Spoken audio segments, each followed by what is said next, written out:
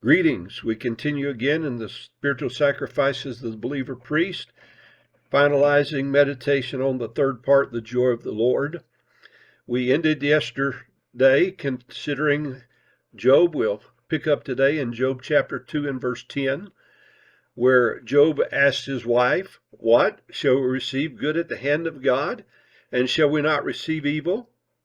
He says again in chapter 23, verse 10, "He knoweth the way that I take. When he hath tried me, I shall come forth as gold." And we come to chapter 42 at the end and read verses 12 and 13, and this is what James 5 is commenting on. It says, "So the Lord blessed the latter end of Job more than his beginning. For he had 14,000 sheep, and 6,000 camels, and 1,000 yoke of oxen, and 1,000 female donkeys. He also had 7 sons and 3 daughters." Similarly, Hebrews 11, verses 17 through 19, comments upon Abraham's experience. It says, "By faith Abraham, when he was tried, offered up Isaac. And he that had received the promises offered up his only begotten son, of whom it was said, that in Isaac shall thy seed be called, reckoning that God was able to raise him up even from the dead, from whence he also received him in a figure."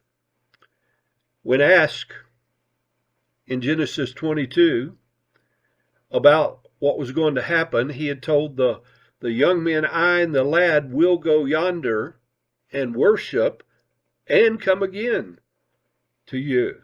What a statement of faith.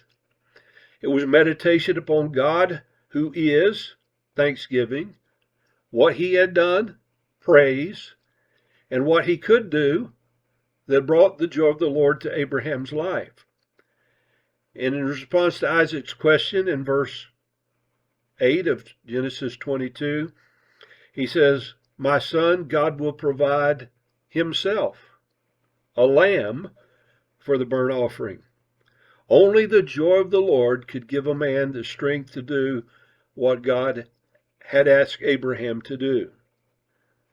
Abraham obeyed because he knew that if God took him, God would have to give him back because God had promised, and therefore the New Testament says Abraham believed the promise of God and the God of the promise. An example for us to consider are the following verses concerning witnessing. And he said in Mark 16:15, "Go ye into all the world and preach the gospel to every creature." In Isaiah 55:11, Old Testament version of the gospel, he says, "So shall my word be that goeth forth out of my mouth. It shall not return unto me void, but it shall accomplish that which I please, and it shall prosper in the thing whereto I sent it." Galatians chapter 6. We often just throw it at lost people, but it's a positive promise for God's people as well. "Be not deceived, God is not mocked. For whatsoever man soweth, that shall he also reap. For he that soweth to his flesh shall of the flesh reap corruption, but he that soweth to the Spirit shall of the Spirit reap life everlasting. And let us not be weary in well-doing, for in due season we shall reap, if we faint not."